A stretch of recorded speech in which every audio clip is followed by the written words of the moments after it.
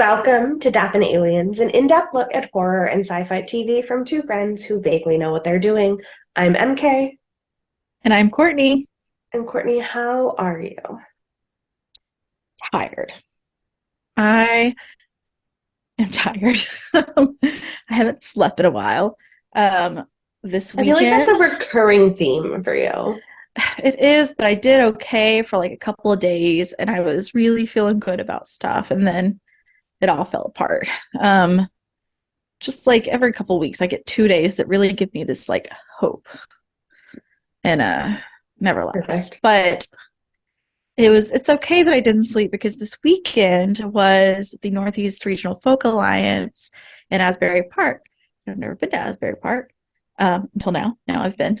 Yes, And it's just for those of you who don't know what Folk Alliance is, which I would imagine is most most everyone who people. listens to this. Um, uh, except maybe Hillary, if you listen, Hillary, I told her about the podcast this weekend.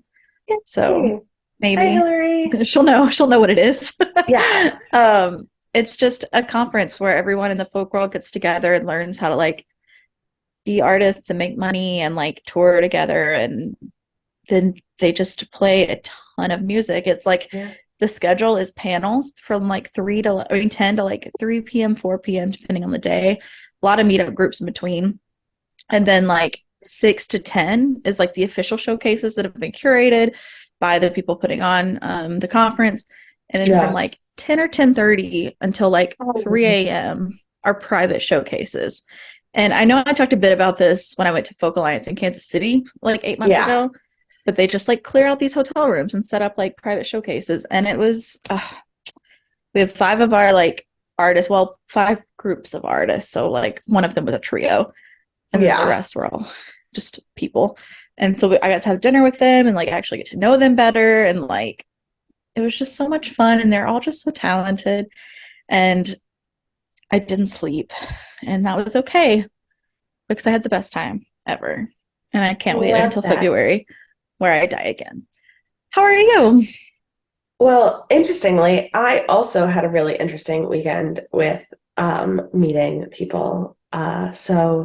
On I obviously still sound like garbage because for the fourth week in a row of this podcast, I Mhm. am ill. Um, so on Friday, we had off for Veterans Day, and I slept for the entire day. Okay, no, I slept until 10:30. I woke up, um, went to Dan's, and Doug got mad that it took me that long to get there because he wanted to play the new Mario Kart DLC because the final tracks for Mario Kart came out. Um, so we played Mario Kart, and then I took a nap until I had to go to work. So like, so I slept all day. Nice. But when I went to work, it was not a Broadway show. It was a comedy festival, like lineup thing. Um, I, to be honest, did not know any of the comedians, and I was like drugged up and tired, so I wasn't paying attention to like find out who any of the comedians were. It was no one that I recognized, like their names.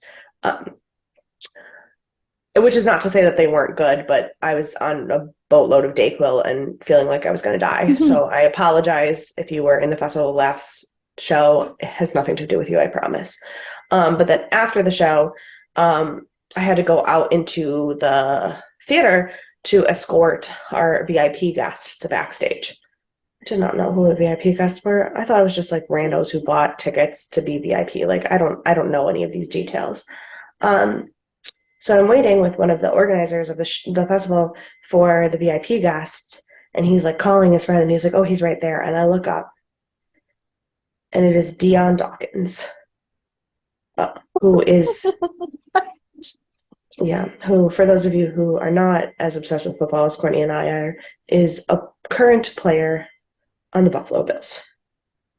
That is the most Then, insane thing I've ever heard. right, but then Dion Dawkins was not alone. There was a group of people. And I looked behind Dion, who's a very large man. So I had to look behind him to see this other person and see a less large man in stature, but more large in uh, Name.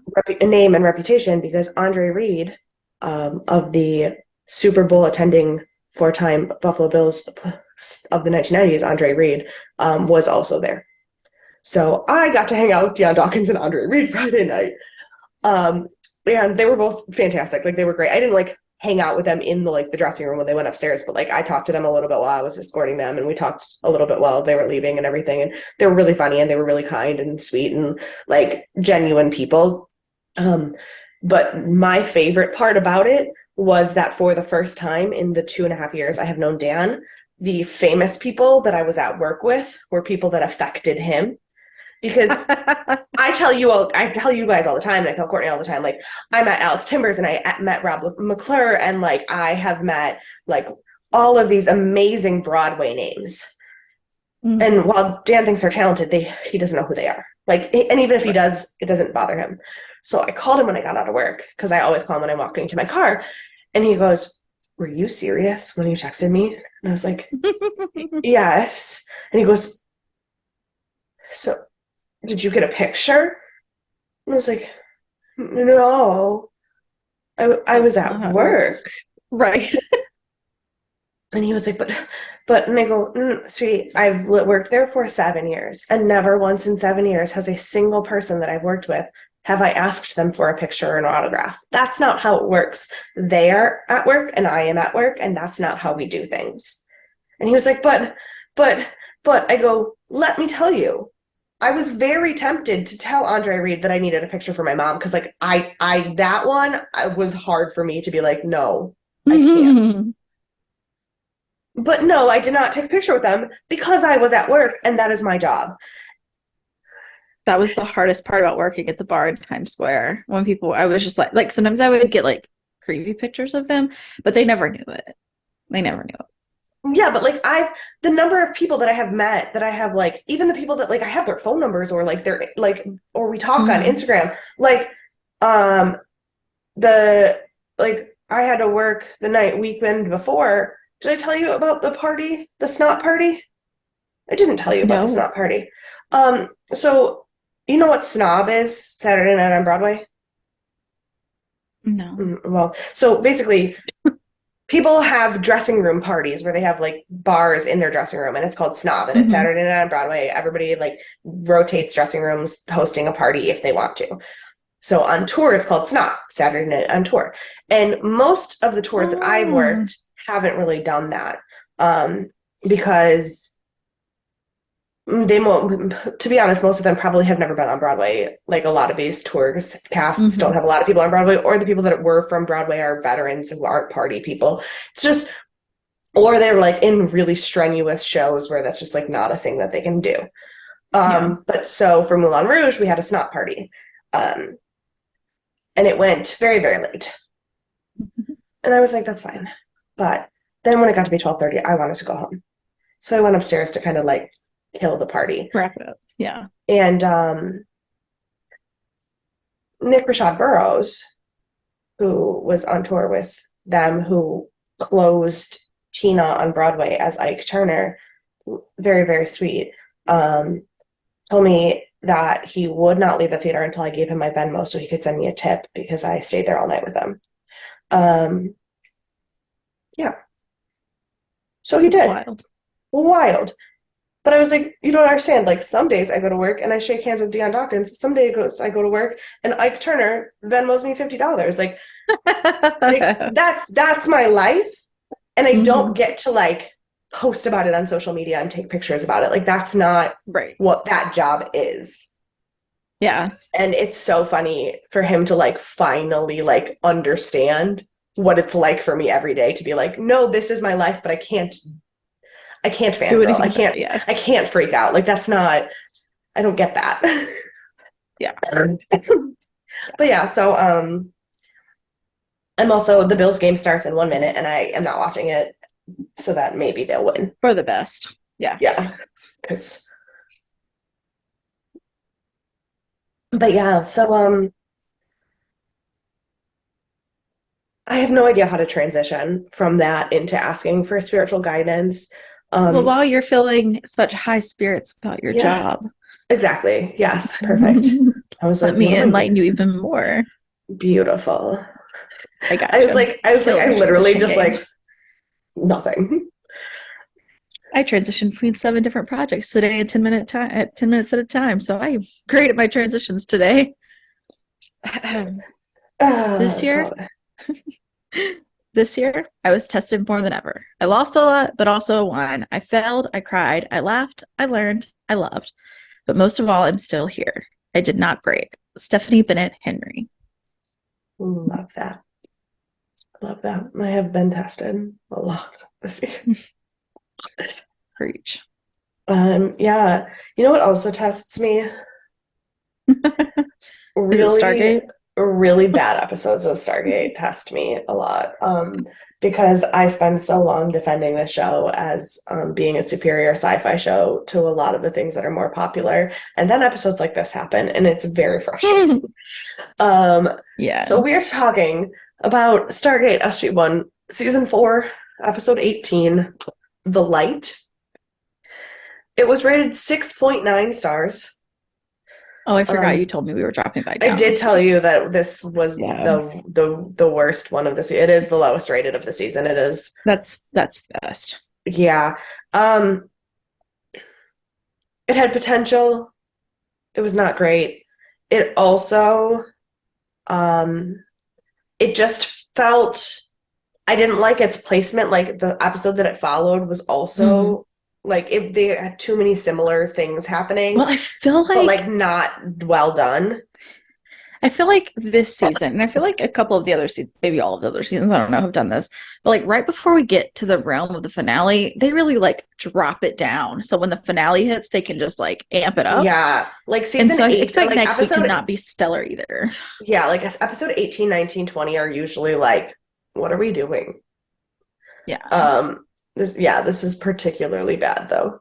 Especially because season 4 has been so much more consistent than the previous seasons. So for us to get that end of that right before the end of season drop was jarring. Yeah. But this episode did come out on January 26th, 2001. We have the same song and book as last week. But the number one movie was a movie that premiered that day, which is a movie that I love. And it is The Wedding Planner, starring Jennifer Lopez and Matthew McConaughey. Yeah. It's funny because my notes about how to describe this movie, I wrote Alex Karev and M&M's. Which... What? Yeah. So in The Wedding Planner, the very over-the-top gay man who works with her in the planning business is Justin Chambers, who plays Alex Karev. I am so far removed from that movie. I did not remember that because I saw it so long before I watched Grey's Anatomy. Right. And the wedding planner in the scene where one of the first scenes where she like starts to realize that she like has feelings for Matthew McConaughey, they're at a drive-in movie and they're like picking out different colors of M&Ms and only eating some of them. And like I love that movie so much, but those are the things that like stuck in my brain was Alex Karev and M&Ms. That's amazing. Yeah. I love that. I do remember the M&M scene. Love it. On this day, this movie premiered, obviously. Donald Rumsfeld was sworn in as the Secretary of Defense because we are at the end of January 2001, so George Bush is now officially the President of the United States. Unfortunately, also the only real news that day was a bad thing, but it was like a massively bad thing. So it was like the only news I could find. But there was a massive earthquake in Gujarat, India that killed about 200,000 people. Jeez. So like when you have a natural disaster of that magnitude, it's very hard for any other news to be relevant news. So correct. I couldn't find a lot, but I also really don't want to talk about that many people dying, so I'm not. Great. Love that. Yes. This episode was directed by Peter F. Wost, who we have talked about before. He directed one episode in season 3. Okay. But it was only one episode in season 3, so that the name is not gonna stick in your head, but it is somebody that we It have means talked about nothing to before. me. Okay. When I looked at it, I literally had to go back to his page and like find him, and then I was like, oh, okay, Mm-hmm. yeah. I can't remember what it was, but I'm pretty confident it was one I That's did okay. not like either. Which, ooh, that's sad. Um, Hmm. but the writer though is new. And that writer, Season 4, episode 18 coming in hot. yeah, the writer is sorry, no, I'm pulling up Peter Wost's IMDb. We definitely talked about him because he had worked on one of the Final Destination movies, and so we talked about Mm, that when we talked that about makes him. sense. Um, what? Oh, and he was a cinematographer for the whole series. Makes Right. sense. Makes sense. Yeah. Maternal Instinct is the episode that he directed. So that's the first one with that's the one where we meet Oma and send the Hersthesis to the other Oh, that planet. wasn't terrible. No, that one's not terrible actually. That's why I had to look it up because I was like, I don't remember if I hated No. that. But it definitely felt out of place that season, and we were like, because it's a director who Mhm. hasn't done anything else. Yeah. Again, director hasn't done anything else this season. Written by James Phillip. He is known for County Line, All In, As Good as It Gets, and Stargate. Um, So I wrote his other movies, and yeah. He primarily is known for TV movies. He's from Vancouver and he does all of the cheesy, like rom-com, Hallmark-esque movies. And I can't find anything about him online, so it didn't help. But while I was doing this, I was looking at As Good as It Gets, and it basically um, sounds like what AI would write if you asked them to write a Christmas, like a holiday movie, like a holiday Hallmark movie. It's like that's a hilarious. a cheese chef. Like, yeah, it is exactly what you Hmm. would want. If you're like, I asked a bot to write this script, that's what it would be called. Um, and I'm obsessed. The editing was done by Alan Lee though, so that is somebody we know. For the guest star, I am talking about Christian Eyre, who played Lorian. Obviously, that was the only new person in the whole episode, really.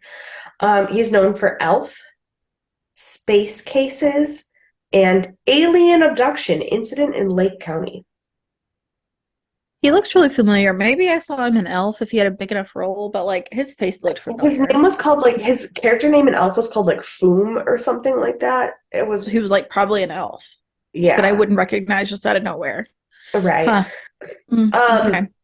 Okay. he was born in the UK and moved to Canada when he was about 3. His recent credits focus mostly on anime dubbing. He hasn't really done a lot where you would seen his face in recent years. When not acting, according to IMDb, he spends his free time as a falconer. All right. Um, and also, he may be recently, as in the year 2021, married to a man that, because I think I found his Instagram, but there has not been a post on it in over a year, so I can't be sure that it's really a real thing. But if that is really him, because the picture is him and the name is him, he is happily married to another averagely handsome young man. So they're probably both older than me. I don't know why Congrats. I'm calling them young man. Oh no, they're definitely older than me because this episode was when I was 9. So, Yeah. but yeah, That's all so right. I literally was like staring at this Instagram for like 2 hours on Friday and being like, I think it's him. I have no way to know. Um, That's so funny. so the things that I do in my free time, let me tell you. Did they have a falcon at their wedding? Not that I saw. The pictures Mm. on Instagram did not match the idea that he's a falconer, but also like there's like it's a very like selectively curated, not a lot of pictures kind of Instagram. So I don't know. Mm, missed opportunity. I would definitely have a falcon on my Instagram if I was a falconer. Yeah, same. I was reading a wedding planning book that it was like, if you want to make your wedding more unique, here are some things you can do. And it was like, release doves after you are pronounced man and wife. And I read it to my parents. I go, what the fuck is this?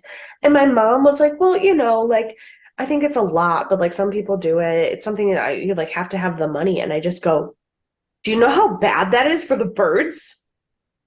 And she goes, do you know how many people don't have that thought? And I was like, have you? I don't even like birds, and I have that thought. I was like, have you met me? Have you met me? Have I ever endangered a bird in my life? That is not what I do.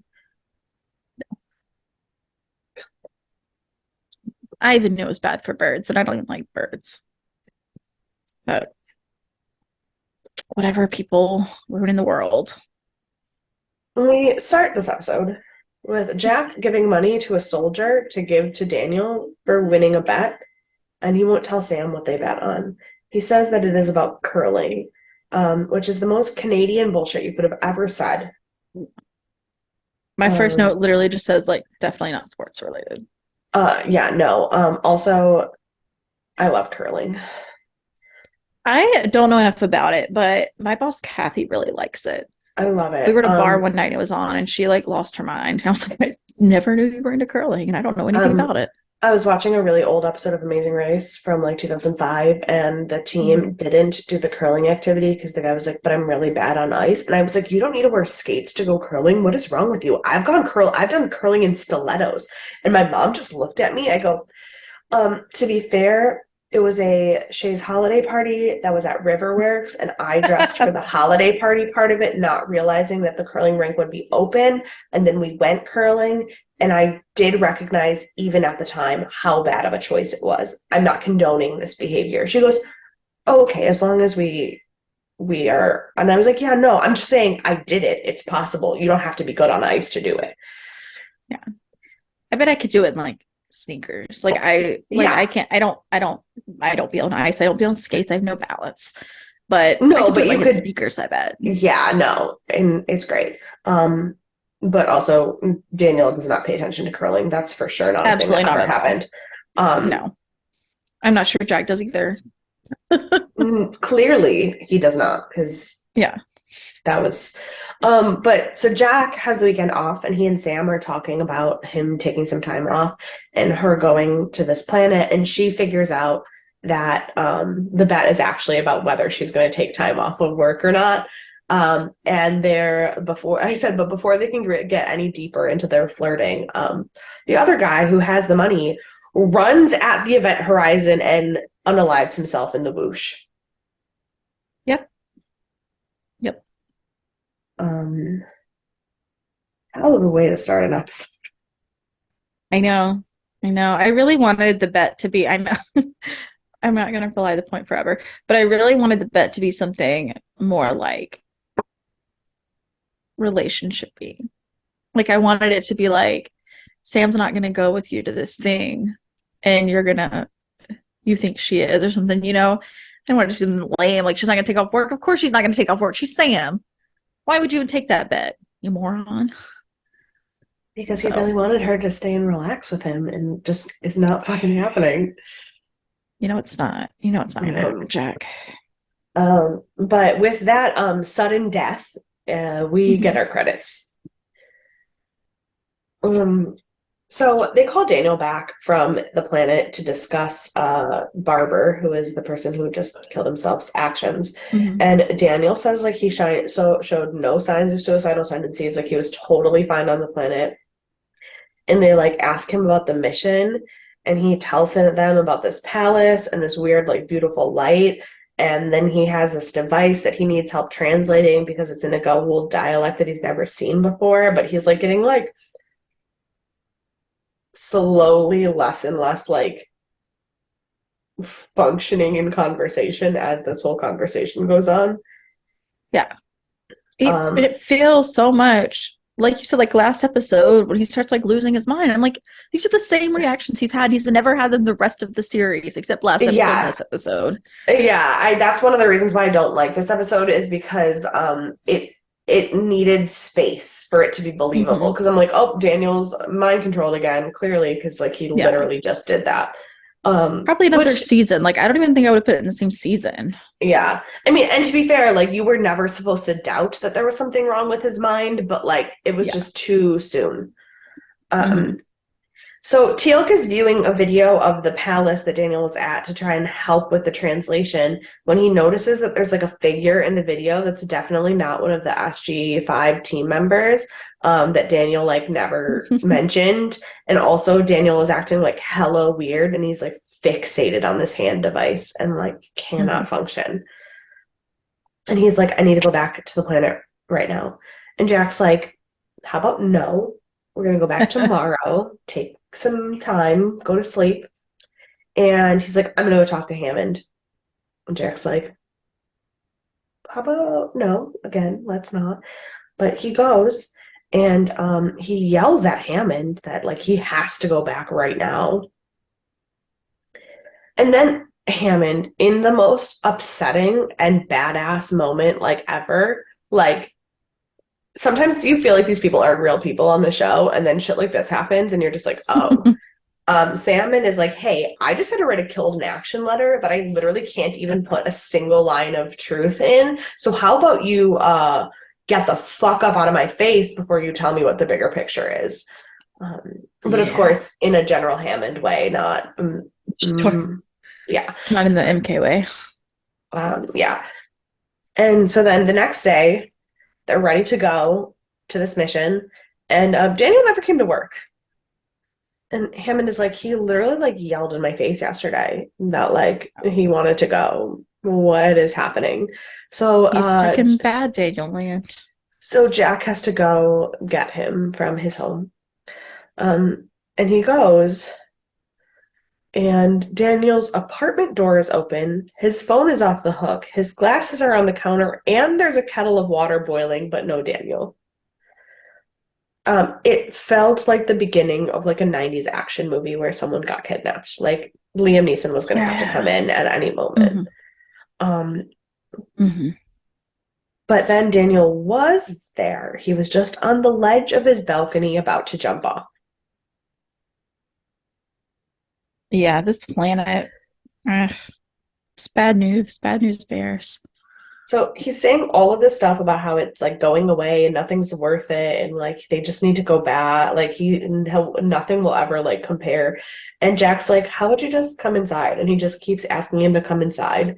And then he like suddenly kind of wakes up for a second and realizes where he is and what he's doing and is fucking scared.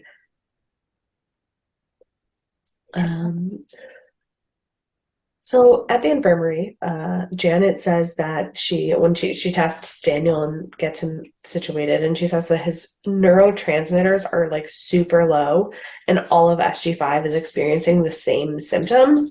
That like the MALP transmission showed nothing, so and it's not a contagion, so they have no idea what's happening. But basically, it's such a severe drop that it's like similar to like being on drugs. Like, and she has no idea what's going to happen to him, but if his neurotransmitters stay that low, his brain will literally stop functioning. Yeah. Yep. Yep. So, so Jack's like, we have to go back. We have to, like figure out what's causing this. We have to go to the planet. If things are going to be that bad, like let's get mapped 2 on, which is their protection gear and protect themselves and go to the planet and we can do this. So they go and they get there and they test the radiation in the air and it's fine. So they take their gear off, but they still have no idea what it is. And they see someone walking in the temple and then realize that it's just like a kid running. Hanging about. Um, and then they find the room of the light that Daniel was talking about, and they stand there staring at it, transfixed like crackheads. I mean, that's your like third sign now not to do that. And mm, yeah. It's giving off absolutely no radiation. And Teal'c's like, but it's too beautiful to be dangerous. The That is fuck? literally how the world works. Correct. That's, you know, that like the prettiest snakes and bugs were the ones that will kill you, right? Like that's why Mhm. poison tree frogs are the colors they are. Like literally the Yeah, prettier it is, the more likely it is to kill you. That's people science. and animals. Yeah. Yeah. That's science. Only ugly Mhm. things are safe. Um, Only what? I said only ugly things are safe. Correct, correct. Yeah. I just thought about it. Even I was like, even thinking about other animals, and I was like, no, even like dogs, even like the uglier the dog is, the less likely it is to be able to hurt you. Except Yeah. for chihuahuas, they're fucking ugly. Yeah. Yeah, but it like can't hurt you. It wants to. It's not that it But doesn't want to hurt you. It just can't really do a lot yeah, of damage. chihuahuas are the Napoleons of dogs. Yeah. My aunt wants a chihuahua, and I keep dissuading her from that. One of our aunts who watches the podcast, Hmm. Hmm. Aunt please, Carolyn. Aunt Carolyn, please don't. They like nip at your ankles and they pee when they're excited and they're tiny and mean. I know. That's what I keep telling her. So every time she mentions it, I just pick another dog breed to recommend to her. Listen, if you're worried about like, is she worried about fur or size? Because Just size. just size. Well, like toy poodles. I know people Hmm. think poodles are mean, but toy poodles are really not. And they don't shed. Um, and And they're price. also, Size and price. That's the two. mm, oh yeah, well, it's hard to beat the price of a Chihuahua because no one wants them.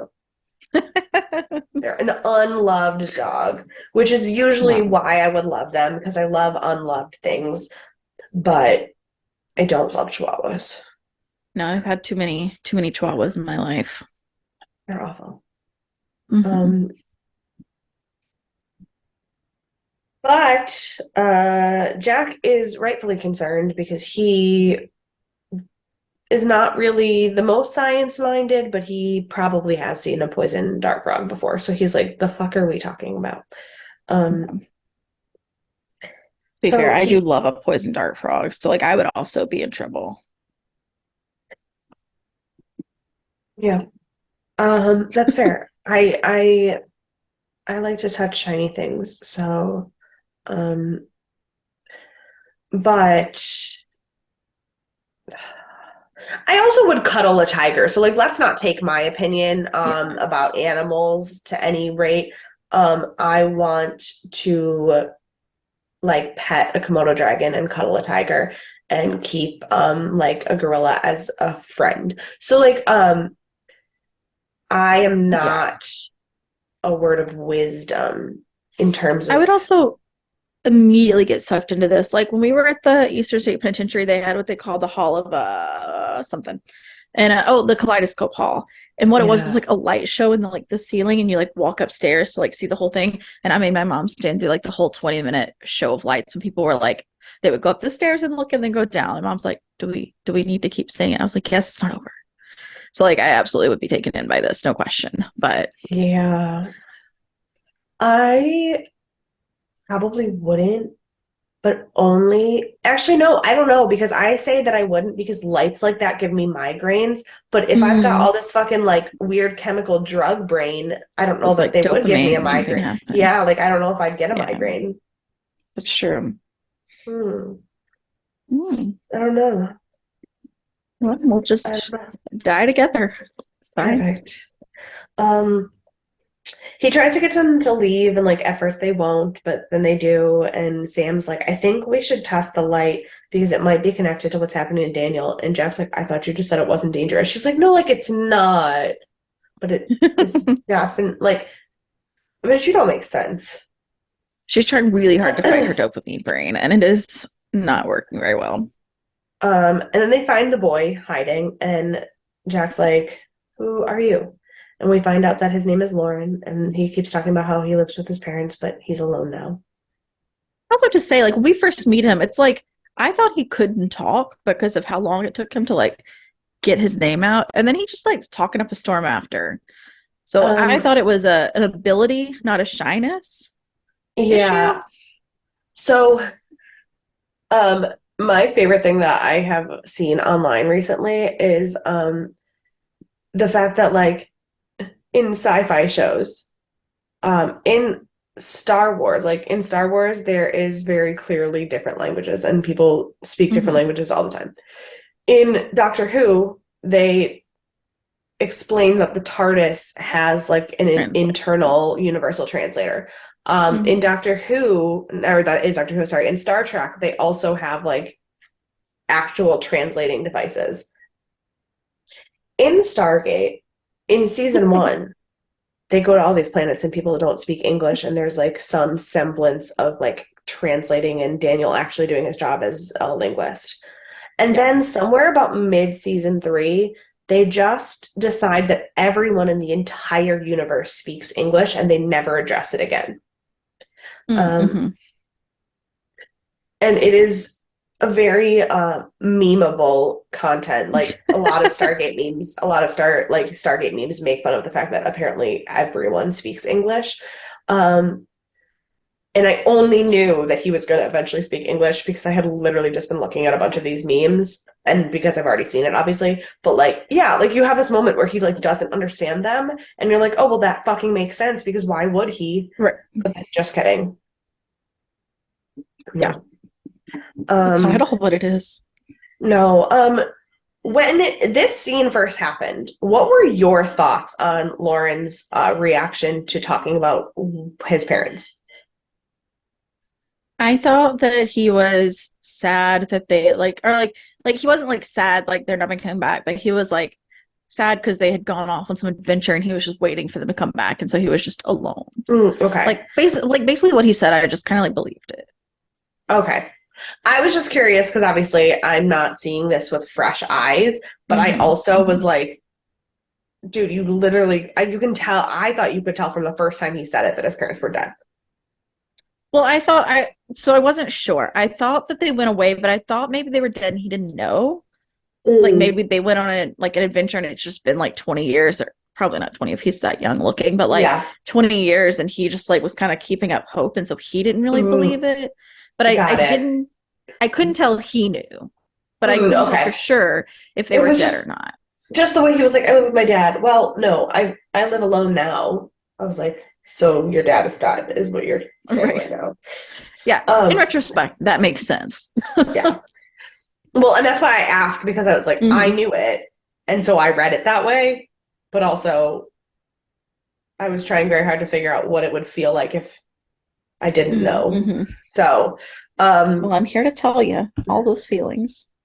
perfect. Jack asks about everyone getting sick, and he's like, I don't know, I was hiding. Um, No matter of fact. yeah. And so Sam calls Hammond and is radioing Jack, and he brings Lauren out there. And Jack's like, sorry, like we don't have a lot of information. We've only been here a few minutes. And Hammond's like, actually, you've been there like over an hour. And Jack's like, how the fuck did that happen? Yeah. Yeah. Um, and he's like, okay, well, I have some bad news. All of SG-5 is dead. Yeah. What? Yeah. Well, that's how we know where one of them went.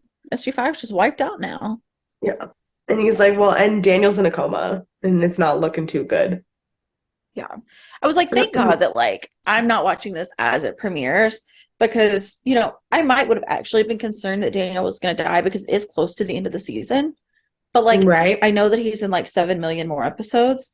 So like I at least wasn't concerned about death. I didn't know what was going to happen, but I wasn't concerned Yeah. it was death that was It's happening. so I'm just gonna not in a spoilery way, but also in a remember this is sci-fi way, and preface that just because someone's in 100 more episodes doesn't mean they don't die. Like, Right. And I mean, he's like almost kind of died a few times. Like yeah, we had to put him in that yes, little, what is it technically called?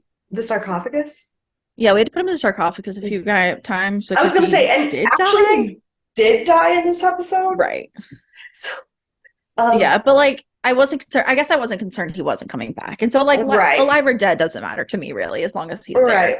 So I saw a meme about something else and it was like blah blah blah something about like Daniel dying and then it said which time. And I was like that no that's true. Like cuz I can think of four solid examples already, I think. Like I mean, and granted some of them are like alternate reality ones, but like also Daniel just sure. dies all the time. I mean, it really only makes sense from how reckless he is. So Fair. like I'm surprised he doesn't die more, honestly. Yeah. So So Jack comes back and he has blood samples for Janet to test, including Lauren's. And Sam is staying behind to run tests, but she gets distracted staring at the lights again. yeah. And then we have like a really unnecessarily cute scene with Lauren and Teal'c. And he's like telling Teal'c all about his life and about like birthday presents that his dad gave him, which I feel like this scene kind of confirms that like his parents are for sure not coming back. Um, Yeah. but and he like shows his Teal'c this toy gun that his father gave him, and Teal'c is like so confused why like human children like to play with guns that don't work. Yeah. But then Teal'c He's is like, like, I we don't don't know. Teal'c's like, we don't celebrate birthdays in Chulak, like it's just a day. And it was so sad. Yesterday was my birthday, and I'm watching this, and I'm like, that is so sad.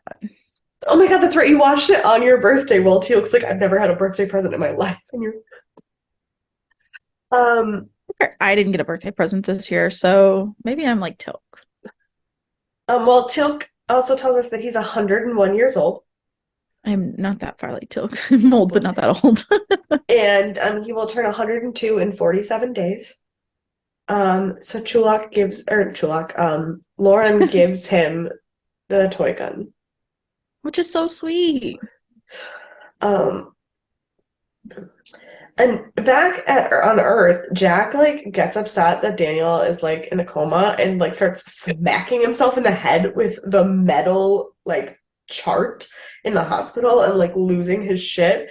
Ugh. And Janet's like, I think we're gonna test you again. And he's just like, shit, it's happening to me too, isn't it? Because he's not quite as far gone. He like knows that shit is going badly. Uh-huh. Um, so Janet discovers, like, comparing the blood samples of the people who are still on the planet to like and Jack's blood sample from when he was on the planet to now, that basically there's some kind of like addictive something happening on the planet. And as soon as they get back to Earth, they're in narcotic withdrawal. Like basically. Yep. Um and then it turns They out didn't that try like Narcan. Isn't that the one? And that's the one when you're like, it is, but Narcan only helps you in that first, like in that moment. It basically restarts your heart, but it doesn't help if your like neurotransmitters never like get back to the mm, level they need to. Like, mm. yeah, that's why A when little people get Narcan, a little Lexapro, good to well, that's go. why when people get like narked or like Narcan, they then are also immediately rushed to the hospital because it's basically like restarting your heart. It's not actually going to help Makes sense. long Makes term. sense. Um, it's just a drug that counteracts the drug, and it Mm. also counteracts the overdose, not the withdrawal, Right. which are That's true. technically That's true. different. Yeah, it's Yeah. They're so different extremes. yes. Um, Sam and Teal'c also aren't answering. Hammond has been trying to radio to the planet and get to them, and they are not answering. Um, and while they're trying to figure out what to do about Sam and Teal'c, Daniel drops so his heart rate drops so low that they decide that they have to get him back to the planet to basically restart his heart. And he dies and is like coding on the gurney, and they just pick him up and take him through the Stargate. No better time than now. Um, and Jack gets there and he's trying to like get Daniel to wake up, and he's like, I need Sam and Teal'c. And Lauren's like, oh, they're just looking at the light. So casual. So casual. And Jack's like, go get them. He's like, well, I'm not allowed in that room.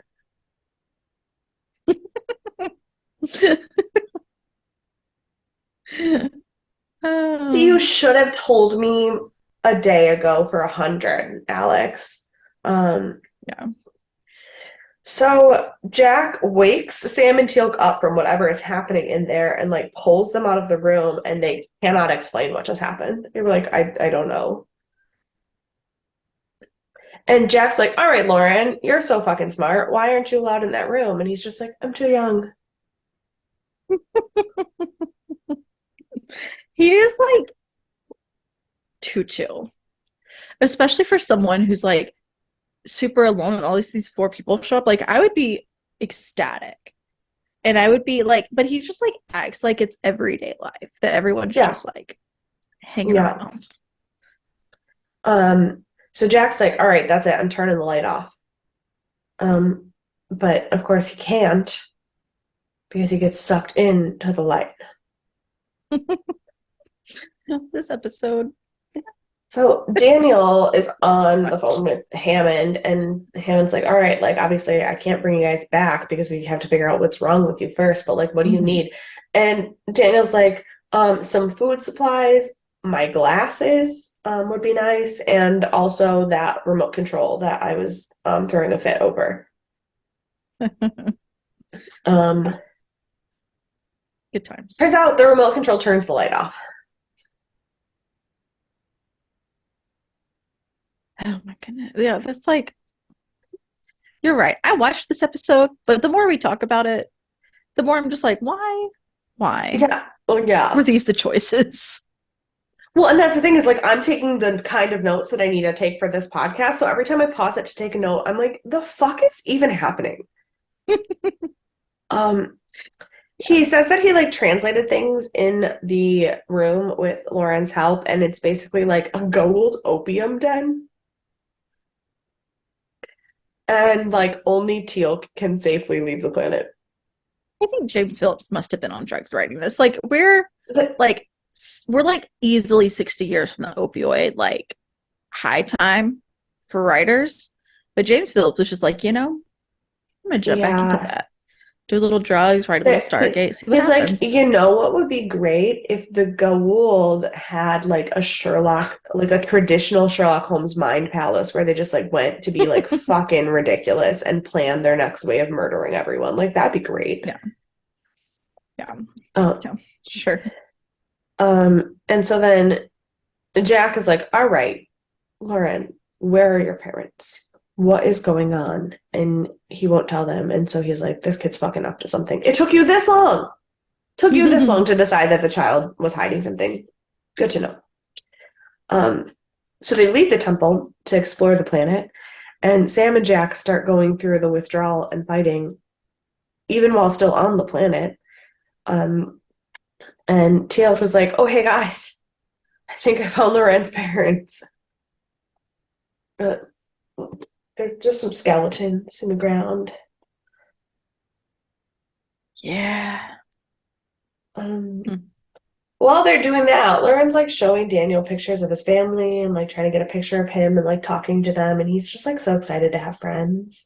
And Daniel's like, you know more than you're telling us, and you just are lonely. And he's like, no. And Mhm. he's like, I'm not mad about it. I get it. I understand. But like, we need to know what's going on. And he's just like, I don't know. Plausible deniability. And Jack and Sam get back and immediately are no longer in withdrawal once they're inside the temple. So not only are they stuck on this temple or on this planet forever, they are stuck inside the temple. Um, And then they go back in and the light room and they're like looking at some stuff. And Sam kind of figures out that the lights are probably just like the fun showtime, like shit that you watch once you're high, and not what's actually causing the high. Hmm. Um, and Lauren still Interesting. just looks hella awkward because he is lying to everyone, which is Yeah. great. And Jack loses his shit and yells at him and is like, well, tell us the truth. And he's like, I don't know. And he's like, your parents' bodies were buried. You know fucking something. And And he's then he like, just oh, runs. that. He just like runs away crying. Which I mean, like, I guess if an angry man was yelling at me about murdering my parents, like I'd also be crying. Right. Um, Yeah. That's a fair reaction. yeah. So then and then he like opens the core of the podium and shows them a bunch of buttons that they didn't know were there and runs away. So Jack goes to like apologize to him and he's like, I killed my parents.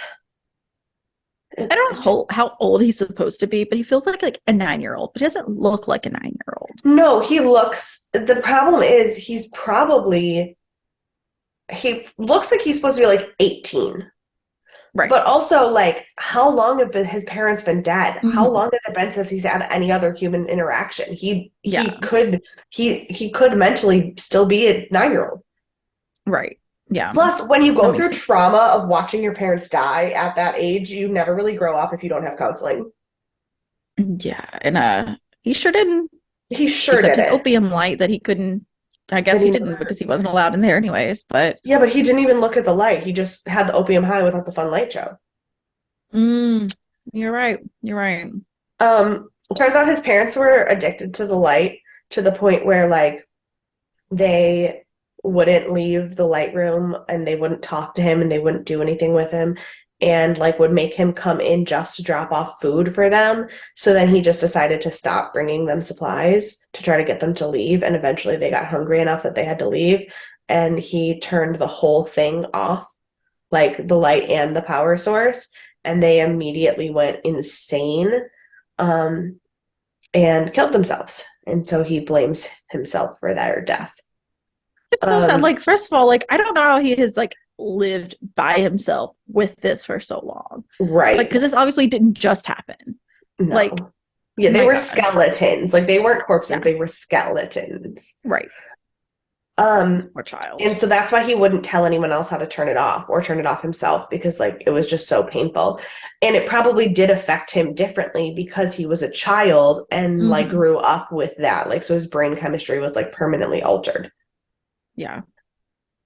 Um, but Sam and Daniel and Teal figure out that like they can turn the machine off incrementally to like stabilize the neurotransmitters as they turn it off rather than just like shutting it off and like freaking people's brains out. And that Teal can leave because like he's fine. Yay, Junior. But Yeah. that they will have to be there for about 3 weeks. So Jack is going to get his lovely vacation time that he asked for. Um, Good. That's what a break. Hanging out in an opium den that's but not really because an yeah. opium. Yeah. Um, so I do have some trivia. Um, Love. You I'm didn't even going. mention the best part. They said they bring him home with them. So he's Oh not alone yeah, anymore. yeah, because I'm sure that we'll never see him again. Well, I'm sure we won't, but it's nice for him that he's not going to be alone for the rest of his life. That's true. That's true. Mhm. I think I just didn't care about him anymore by the end of the episode. That's fair. That's fair. That was the only thing I Um, had to care about. So, fair enough. Um, so when Jack is in a hospital and they find out that he has like narcotic addiction issues, he was like, man, all those years of just say no, which of course refers to the 80s and 90s anti-drug yeah. campaign in the Hmm. United States, which is phenomenal. Um, Yes. After Daniel's suicide attempt, Jack says that they're going to put a map level 2 gear on. But when they go back to the planet, what they're wearing is actually at map level 3. So apparently there was some more paranoid conversations off screen that we didn't get to see. Um, and then, I would hope there were. right, There needed to be a lot more than what we saw, I felt like. um, Teal'c says that he's 101 and will turn 102 in 47 days.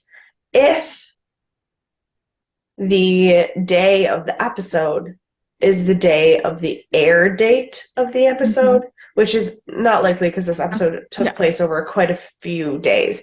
But if that were true, if we were using that as the basis, it would put Teal'c's birthday at March 14th, 1899.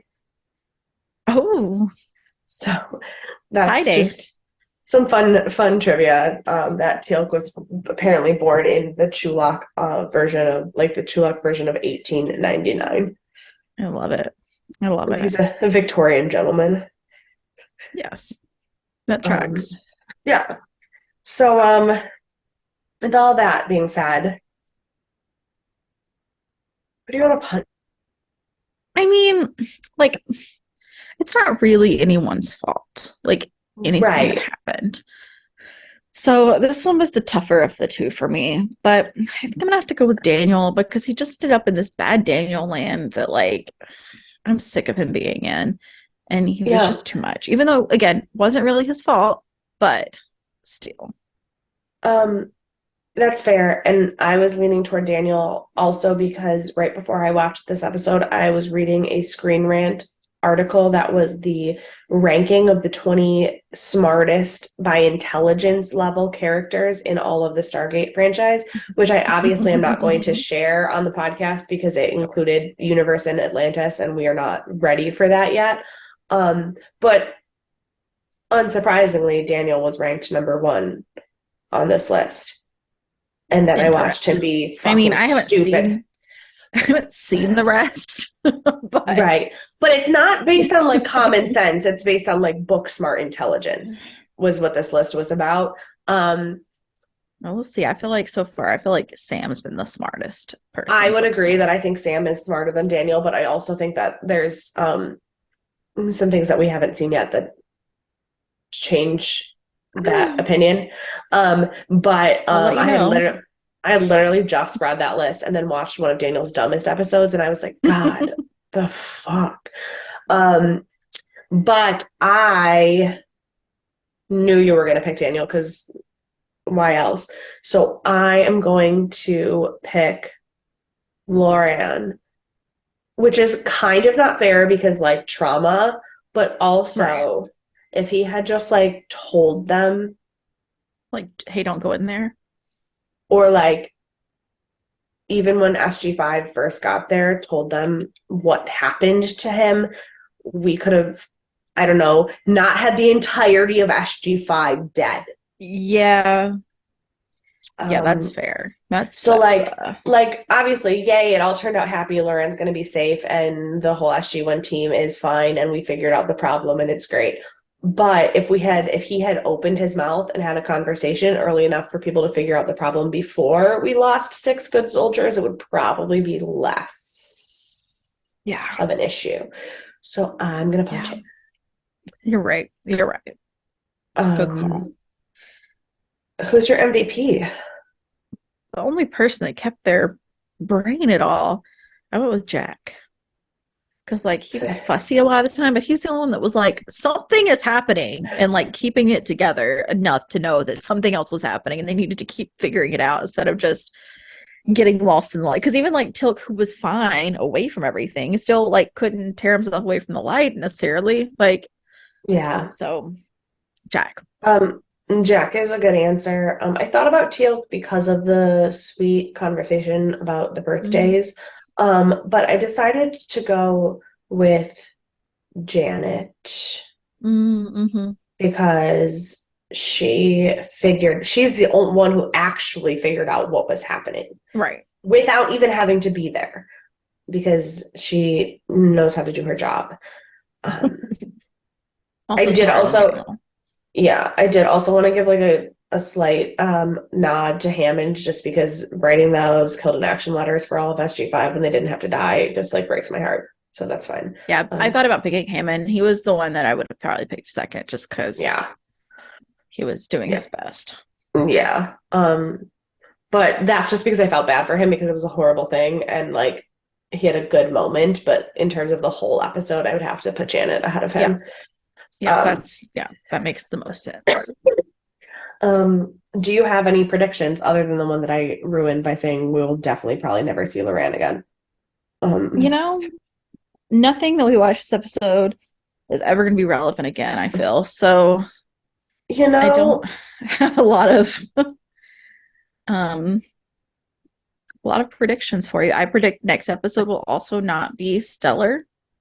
feel like we're not quite close enough to the end. Sometimes with episode 20, we'll pull it out there. So not Yeah. expecting much, expecting better, but not expecting much. All right. That is, um, yeah, um, probably fair. The next one is not not great either. So Cool. definitely not as bad, but not great. So you were Can't wait. exactly right Super on that stoked. one. I'm a genius. I Yeah, I figured out mean, Stargate formula. you did. I will say, yeah, the next two are pretty weak, and then 21, 22 go back up. So you have the formula down to a I broke science. the code. I'm smarter than Daniel too. I should be higher on that list. It honestly, a pocket watch is smarter than Daniel sometimes.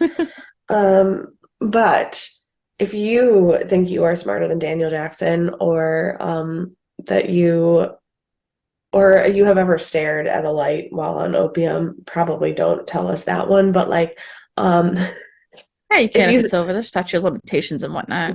right, please feel free to email us at deathandaliens@gmail.com. You can follow us on all of the social media at Death and Aliens. You can follow me everywhere at EMKAY_superstar. And And you can follow me at CE Cloud 13. I almost did that for you. I don't know why. You sure Uh, did. That's all right. I'll just let you introduce me next time. I'll just sit it's quietly. fine. Sorry, my phone just went off. People tweeting about the Bills playing terribly, and so like Mm-mm. I'm afraid to look. But Don't look. I'm not going to because it'll ruin my night. So if we'll just see you Thursday. I don't know what I'm talking about. We'll see you Thursday for a very chaotic episode of Thriller Thursday. It'll be And interesting. Thanksgiving? Oh shit, does this episode come out? Does the next episode come out on Thanksgiving? I think so. I'm like 90% sure. That's in the 20s. We'll Okay. be in the 20s then. It'll be Um like the 24th. yeah, the next episode for sure fucking comes out on Thanksgiving. So we'll talk about that then. We'll see you All then. right. Bye.